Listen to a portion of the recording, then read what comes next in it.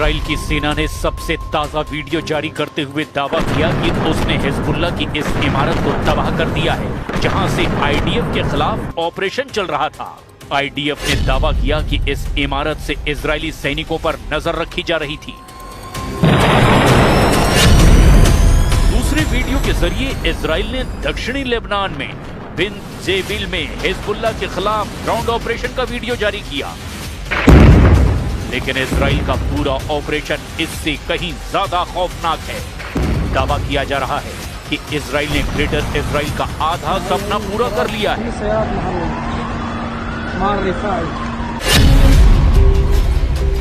क्या इजराइल ने खाड़ी का नक्शा बदल दिया है? क्या इजराइल गाजा, लेबनान और सीरिया को मिलाकर नया ग्रेटर इजराइल बनाने जा रहा है? क्या 3 मुस्लिम देशों की जमीन पर इजराइल ने सबसे बड़ा मिलिट्री बेस बना लिया है? लेकिन हिजबुल्लाह के जारी वीडियो ने इस जंग को और डरावना बना दिया है।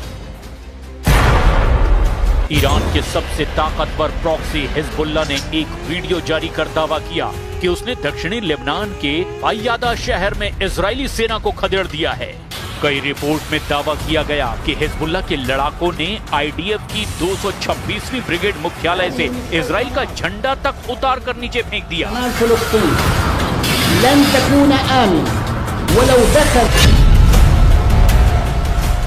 क्या हिजबुल्लाह इतना ताकतवर हो गया है कि उसने आईडीएफ की पूरी ब्रिगेड को ही पीछे हटने पर मजबूर कर दिया? इजराइल दक्षिणी लेबनान में बफर जोन बना रहा था।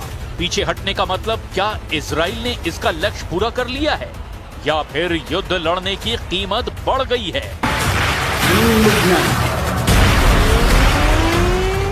क्या हिजबुल्लाह की जीत का दावा हमास के अल कसम ब्रिगेड की तरह है, जैसे उसने 7 अक्टूबर के हमले के बाद किया था?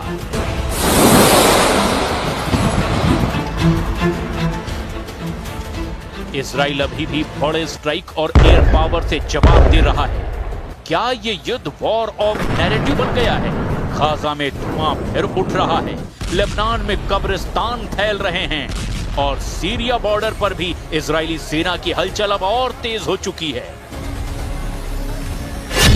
अब चर्चा 1000 किलोमीटर फैले उस वॉर बेल्ट की हो रही है जो गाजा, दक्षिणी लेबनान और सीरिया बॉर्डर तक फैल गई है।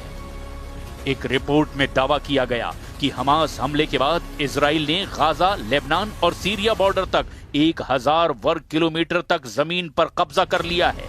यूनाइटेड नेशन के मुताबिक गाजा में करीब 20 लाख लोग अब सिर्फ 40% हिस्से में ही रह रहे हैं। रिपोर्ट के मुताबिक आईडीएफ ने माउंट हार्मोन से लेकर दक्षिणी सीरिया तक करीब 233 वर्ग किलोमीटर तक अपनी पकड़ मजबूत बना ली है। लेबनान में इजराइल की सेना 10 किलोमीटर अंदर तक पहुंच गई है। इजराइल अब इन इलाकों में परमानेंट सिक्योरिटी जोन बना रहा है। तो क्या इजराइल मिडिल ईस्ट में ग्रेटर इजराइल के टारगेट की तरफ काफी तेजी से काम कर रहा है? इसकी वजह से खाड़ी देशों को अब डर सता रहा है कि इजराइल का ये कब्जा मिडिल ईस्ट को लंबे वक्त के लिए युद्ध में ना धकेल दे। הנחישות להכות את מבקשי נפשנו בעומק שטחם, הרחק מגבולותינו. אזורי החיץ שיצרנו סביבנו, בעזה, בלבנון, בסוריה, כל אלה שינו את פני המזרח התיכון. אנחנו נוסיף להיאבק בתקיפות בכל איום של האסלאם הרדיקלי. בד בבד נרחיב את שיתוף הפעולה עם הגורמים המתונים באזורנו שהפנימו את היתרונות של הושטת יד לישראל. लेकिन इजराइल की जंग की कहानी उसके बफर जोन तक सीमित नहीं है। दावा दरअसल ये है कि इजराइल ने पिछले 1.5 साल की जंग में लेबनान में 3000 से ज्यादा लोगों को मार गिराया है। लेकिन सवाल ये भी है कि क्या 3000 में सब के सब हिजबुल्लाह के लड़ाके थे? लेकिन लेबनान की स्वास्थ्य एजेंसी और इंटरनेशनल रिपोर्ट में हिजबुल्लाह के लड़ाकों के साथ आम नागरिकों के भी मारे जाने की बात सामने आई है। जंग के 3 साल में इजराइल ने दक्षिणी लेबनान को धुआं कर दिया। कई इलाके खंडहर हो चुके हैं। आईडीएफ के फाइटर जेट बेरूत तक पहुंचे, लेकिन हिजबुल्लाह अभी भी जवाब दे रहा है। रात के अंधेरे में उसके फाइटर ऑप्टिक ड्रोन इजराइल सेना के रडार को चकमा देकर स्ट्राइक कर रहे हैं। लेबनान और इजराइल की जंग में मौत का पहिया एक लूप की तरह घूम रहा है। हर स्ट्राइक के बाद धूल में लाशें, हर जवाबी हमले के बाद और ज्यादा खून। लेबनान टूटता जा रहा है, लेकिन हिजबुल्लाह जिंदा है। सीज फायर के बीच भी हिजबुल्लाह के लड़ाके इजरायली सैनिकों पर रोज 10 से 30 अटैक कर रहे हैं। इसमें से 70 से 80% हमला वो रॉकेट से कर रहे हैं, जबकि ड्रोन हमले को हिजबुल्लाह ने 50% तक कर दिया है। कुछ रिपोर्ट में दावा किया गया कि हिजबुल्लाह के पास अभी भी 25,000 के आसपास रॉकेट और मिसाइलें बाकी हैं। और यही वजह है कि नेतन्याहू बार बार कह रहे हैं कि वो तब तक हिजबुल्लाह और हमास के खिलाफ युद्ध लड़ेंगे जब तक उन्हें भरोसा नहीं हो जाता कि ये दोनों उनके लिए आगे खतरा नहीं बनेंगे। איננו פתוחה גם לגבי איראן. אני אשוחח היום, כפי שאני עושה מדי כמה ימים, עם ידידנו הנשיא טראמפ, אשמע בוודאי רשמים על נסיעתו מסין, ואולי גם על דברים אחרים. בוודאי שיש הרבה אפשרויות, אנחנו ערוכים לכל תרחיש.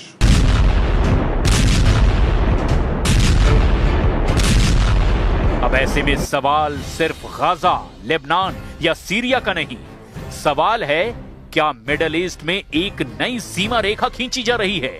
क्योंकि इजराइल अब सिर्फ आतंकियों को मारने की बात नहीं कर रहा, वो लॉन्ग टर्म सिक्योरिटी की भाषा बोल रहा है, और यही शब्द अरब दुनिया को सबसे ज्यादा डरा रहे हैं।